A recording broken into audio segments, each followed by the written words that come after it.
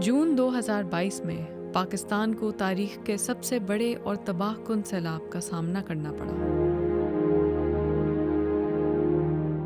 قومی قدرتی آفات کے انتظامی ادارے نے 2022 کی بارشوں کے سبب سندھ اور بلوچستان کے علاقوں کو آفت زدہ علاقہ قرار دیا۔ 3 کروڑ سے زائد لوگ متاثر ہوئے، جس کے نتیجے میں 1700 سے زائد جانیں ضائع ہوئیں۔ حکومت پاکستان نے فوری ہنگامی امدادی اقدامات شروع کیے اور بلوچستان کے متاثرہ علاقوں کی بحالی پر توجہ مرکوز کی۔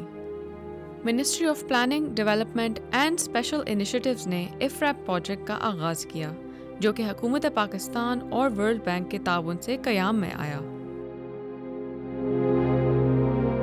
اس منصوبے کے تحت پہلی قسط میں $213 ملین بلوچستان کی سیلاب سے متاثرہ عوام کے لیے مختص کیے گئے ہیں۔ اس مہلک سیلاب میں سب سے زیادہ نقصان اور عدم یقین کا سامنا نصیر آباد کے ان ہزاروں طلباء کی معصوم آنکھوں کو تھا جن کے تعلیمی خواب ان کی کلاسوں کے ساتھ بہہ گئے تھے۔ بلوچستان کے لیے تعلیم اور صحت کے شعبے میں بہتری لانا افریپ کا عزم ہے، اور اسی عزم کا اعادہ کرتے ہوئے بلوچستان میں نئے ہسپتال اور اسکول کا قیام عمل میں لایا گیا۔ ڈسٹرکٹ نصیر آباد بلوچستان کے تعلیمی ادارے government boys high school Taj Muhammad Lohri کے طلباء کے لیے اپ گریڈ شدہ کلاس رومز میں واپس جانا خوشی اور امید کا لمحہ تھا۔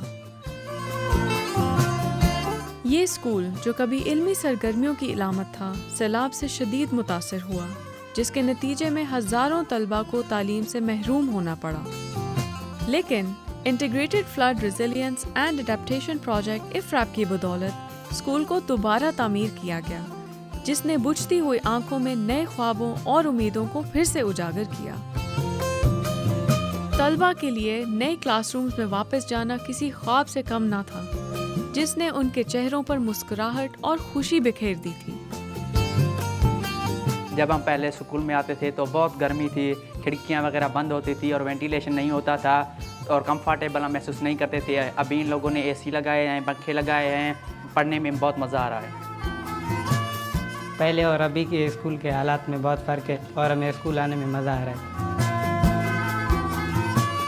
Rural health centre Manju Shori, district Nasirabad, جو علاقے کے لوگوں کی صحت اور دیکھ بھال کا واحد مرکز تھا، سیلاب کے سبب اس کی تباہی نے ہزاروں لوگوں کو متاثر کیا۔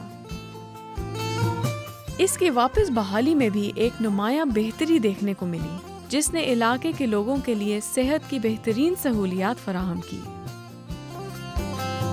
سیلاب سے تباہ شدہ ہسپتال کو بحالی اور مرمت کی اشد ضرورت تھی۔ Integrated flood resilience and adaptation project IFRAP نے RHC کی دوبارہ تعمیر کی اور اسے جدید بنیادوں پر استوار کیا، جو علاقے کی امیدوں کا نیا مرکز بن گیا۔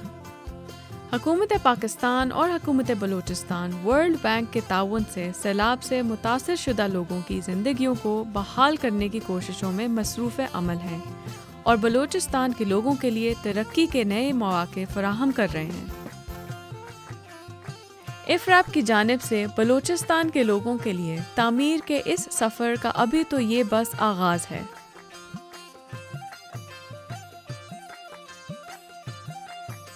افریپ اور حکومت پاکستان عوام کی خدمت کے لیے ہمہ وقت تیار ہیں۔ آئیں ہم مل کر بلوچستان کے نئے مستقبل کی بنیاد رکھیں۔